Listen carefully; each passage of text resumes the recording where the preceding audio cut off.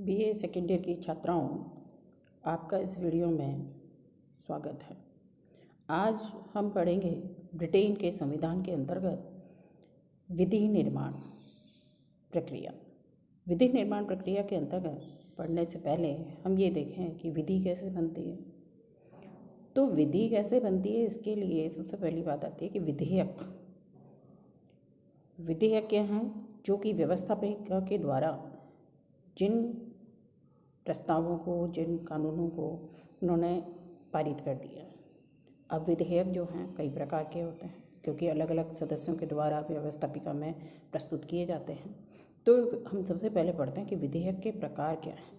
विधेयक के प्रकार, दो प्रकार के विधेयक होते हैं। एक तो होते हैं सार्वजनिक विधेयक और दूसरे होते हैं निजी विधेयक। सार्वजनिक विधेयक दो प्रकार के होते हैं, एक तो निजी सदस्यों के द्वारा विधेयक और दूसरा होता है सरकारी विधेयक।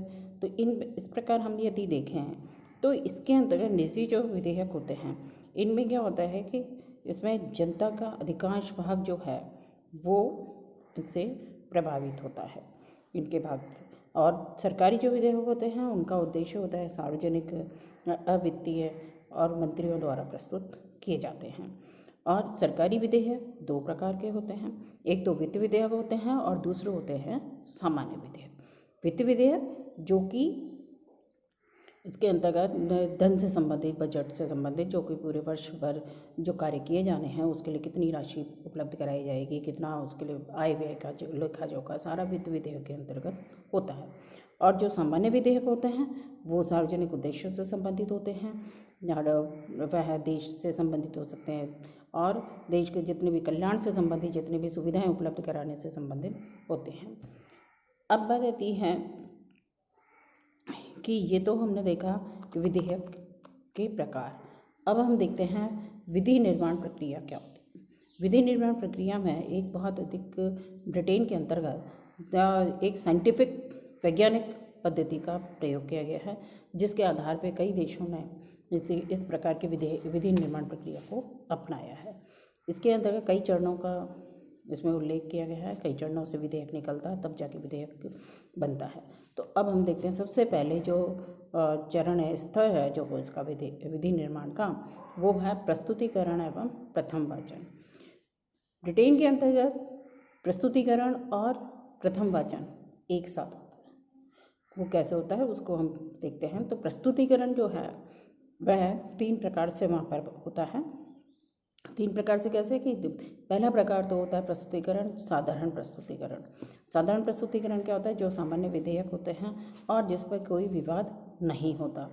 ये इसके अंतर्गत वह जो प्रस्तावक है वह विधेयक की प्रति लेकर सदन के स्पीकर तक जाता है, इस सदन के लिपिक तक जाता है और वह उस लिपिक को अपना विधेयक की प्रति जो है वह वहाँ पर जमा करवाता है और साथ ही वह या तो प्रस्तावक या फिर वो सदन का जो लिपिक है वह उस विधेयक के शीर्षक को सुना देता है। तो यही माना जाता है कि ये प्रथम विधेयक का प्रस्तुतिकरण हो गया है और प्रथम वाचन भी हो गया। केवल शीर्षक सुनाना ही क्या है, प्रथम वाचन है। तो इस प्रकार हम देखते हैं कि ये तो है साधारण प्रस्तुतिकरण। दूसरा है 10 मिनट का प्रस्तुतिकरण। ये 10 मिनट का प्रस्तुतिकरण किसमें होता है, जहाँ विवादपूर्ण विधेयक होते हैं, विवादित विधेयक होते हैं।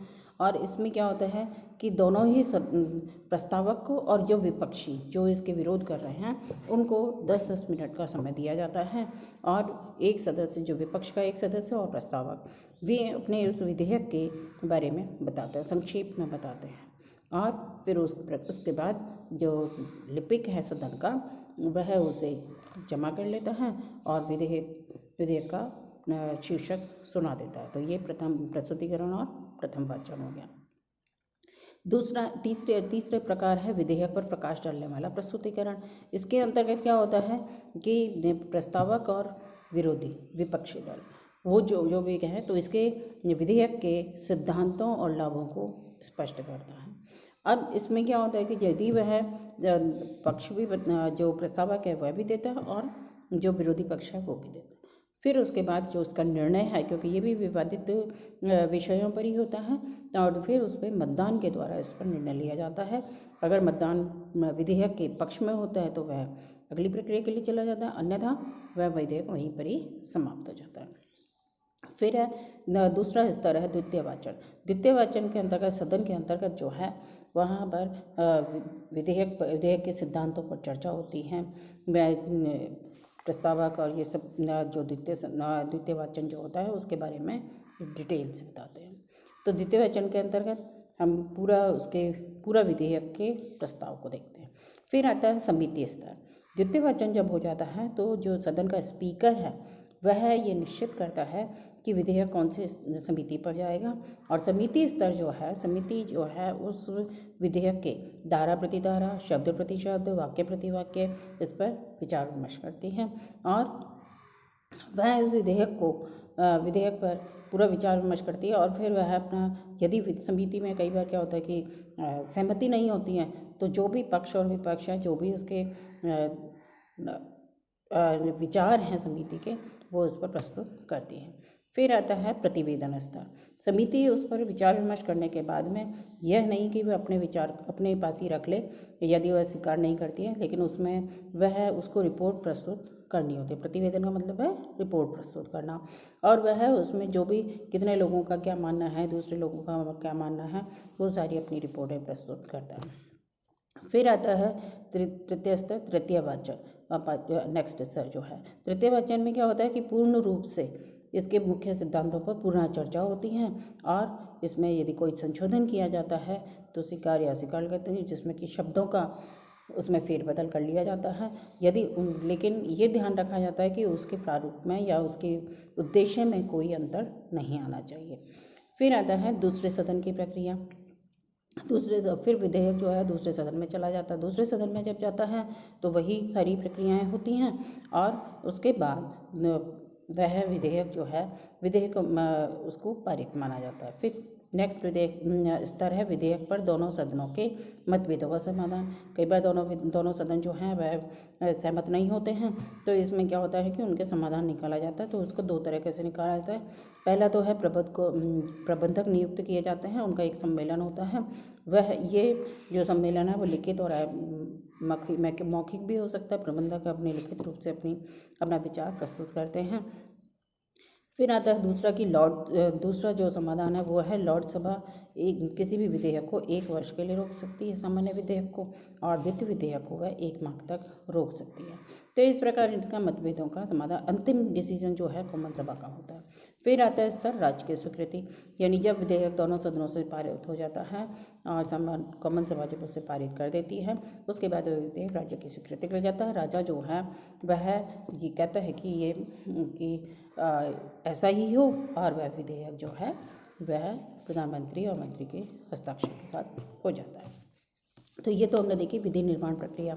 अब इसके हम देखते हैं कि कई बार जो विचार विमर्श है बहुत लंबा चल जाता है, तो इसके लिए वहाँ पर क्या होता है कि कुछ समापन की विधियाँ होती हैं। समापन की विधियाँ 3 प्रकार की होती हैं। यह आपको शॉर्ट क्वेश्चन में भी पूछा जा सकता है, 2 नंबर के क्वेश्चन में भी पूछा जा सकता है, और 5 नंबर के क्वेश्चन में भी पूछा जा सकता है।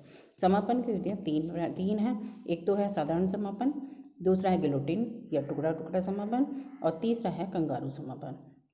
साधारण समापन ये क्या आता है कि कई 100 सदस्य, यदि कोई विचार विमर्श बहुत लंबा चल रहा है तो कोई भी एक व्यक्ति जो है वह सदस्य उठकर वह कहता है कि इस पर विधेयक पर चर्चा समाप्त हो। तो अगर 100 सदस्य अगर उसे उसकी स्वीकृति दे देते हैं तो वह उस पर विचार विमर्श समाप्त हो जाता है। फिर आता है गिलोटिन या टुकड़ा टुकड़ा समापन। इसका मतलब ये होता है कि विधेयक में से कुछ भागों को चुन लिया जाता है कि किस विषय पर चर्चा करनी है, और उस पर एक निश्चित समय रख दिया जाता है, और निश्चित समय के बाद उस विषय पर विचार विमर्श खत्म कर दिया जाता है, और इस प्रकार वह उसकी लंबा इसमें विचार विमर्श नहीं होता। फिर आता है कंगारू समापन। कंगारू समापन में भी यही होता है कि जो विवादित भाग है उसको चुन लिया जाता है, और उस पर एक निश्चित समय तक विचार विमर्श किया जाता है। तो ये तो है समापन की विधियाँ। तो ये तो हमने देखा ब्रिटेन के संविधान के अंतर्गत विधि निर्माण। धन्यवाद।